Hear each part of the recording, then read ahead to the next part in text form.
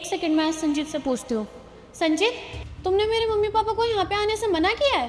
हाँ, मैंने मना किया है कि वो बुढ़ा बुढ़िया यहाँ पे ना आए। हेलो मम्मी, मैं अभी कॉल करती हूँ आपको। तुम ऐसे कैसे बात कर सकते हो मेरे मम्मी पापा के बारे में?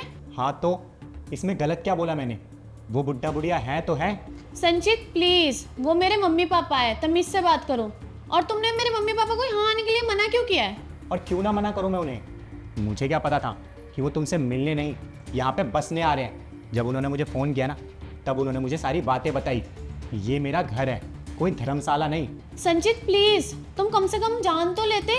तुम्हें पता भी है वो यहाँ पे क्यों आ रहे हैं? मेरे भैया भाभी ने उनको घर पे रहने के लिए मना कर दिया है। मेरी भाभी उन्हें पसंद नहीं करती हैं, इसलिए वो यहाँ पे आ रहे हैं ताकि वो अपनी बेटी के साथ खुश रहे। लेकिन तुम तो बिना कुछ जाने उनको यहाँ पे आने से मना कर रहे हो। तो इसमें गलती किसकी है? मेरी गलती है या तुम्हारे भैया भाभी की? तो मैं क्यों झेलूं उन्हें? ये कैसी बात कर रहे हो तुम? मैं बेटी हूँ उनकी। उन्होंने मेरे को कितना आस लगा के फोन किया था और तुमने मना कर दिया। उन्होंने सोचा उनका बेटा तो काम नहीं आ रहा है, बेटी तो है, लेकिन उनके दामाद ने बिना कुछ जाने मना कर दिया। अरे तुम क्यों फिक्र कर रही हो इतनी? वो बुढ़ा बुढ़िया कहीं भी जाए, हमें क्या? संजीत, वो कोई बुढ़ा बुढ़िया नहीं है, वो मेरे मम्मी पापा हैं। और ऐसे टाइम में मैं उनके काम नहीं आऊंगी तो कौन काम आएगा?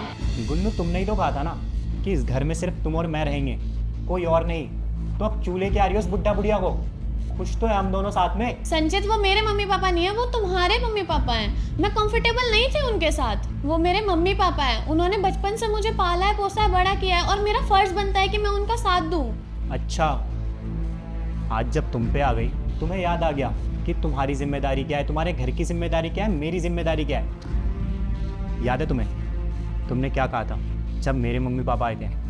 तो तुमने कहा था कि इनका ख्याल कौन रखेगा, इनके साथ कौन रहेगा, इनको कहीं धर्मशाला में भेज दो। भूल गई तुम?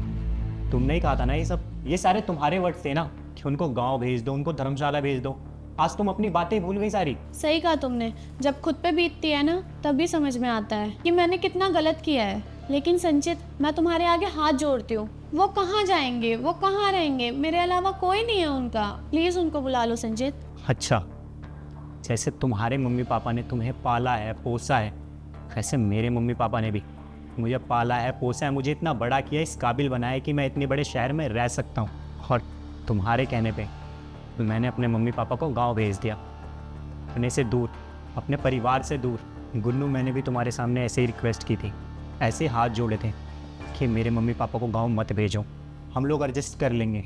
लेकिन नहीं, तुमने वही किया जो तुम्हें करना था। एक बात कहूँ, मैं ना तुम्हारे जैसा नहीं हूँ। बुला लो अपने मम्मी पापा को, क्योंकि मैं बहुत अच्छे से जानता हूँ कि माँ बाप से बिछड़ने का दर्द क्या होता है। और ये चीज़ ना तुम कभी नहीं समझ पाओगी। लेकिन गुन्नू, मुझे भी तुमसे कुछ कहना है। मेरी भी एक शर्त है, जैसे तुम्हारे मम्मी पापा हमारे इस घर में रहेंगे, वैसे ही मैं भी अपनी मम्मी पापा को बुलाऊंगा और अपने इसी घर में रखूँगा। अरे कितना बड़ा घर है हमारा, एक रूम में रह लेंगे वो लोग, और मैं अपने मम्मी पापा का ख्याल रखूँगा और तुम अपने मम्मी पापा का ख्याल रखना। बताओ, है तुम्हें मंजूर?